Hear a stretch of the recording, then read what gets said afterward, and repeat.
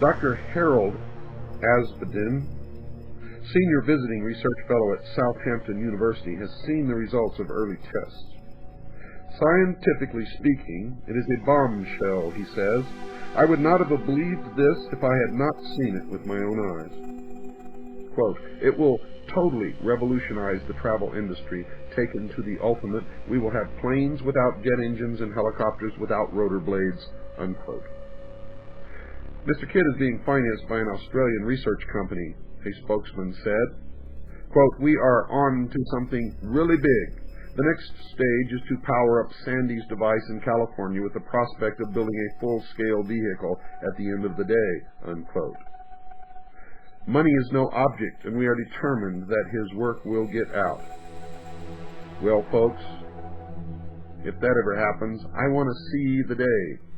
Because if that happens, it will rip apart the veil of secrecy that they've had around this technology for the last 45 to 50 years.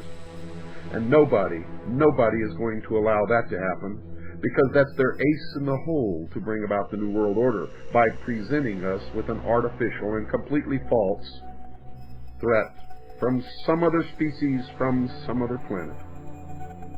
And I think the only obstacle to that scenario right now is they have not been able to produce anything in a laboratory, as of yet, that looks like an extraterrestrial being and can think and speak and is convincing.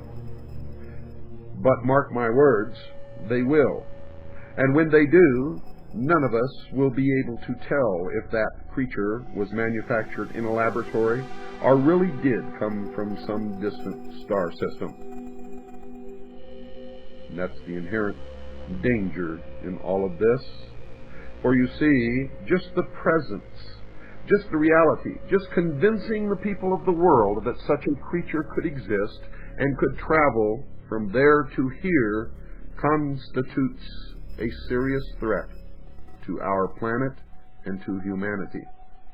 For if they are more technologically developed than we, and of course if they got here and found us first, they would be more technologically developed than we. It would mean that our governments would ask for great sacrifices of all of us, giving up our freedoms, giving up foods and supplies, in order to manufacture a tremendous space program, wasteful, gigantic in scope, to protect us from this external threat from outer space.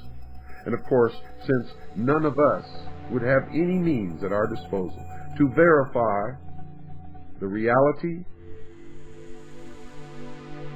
or the fantasy of this threat, we would have no choice but to comply.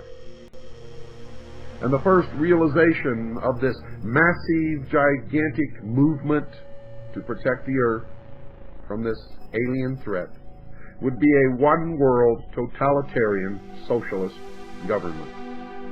Mark my words, this is only one of the contingency plans of those who want to bring this about.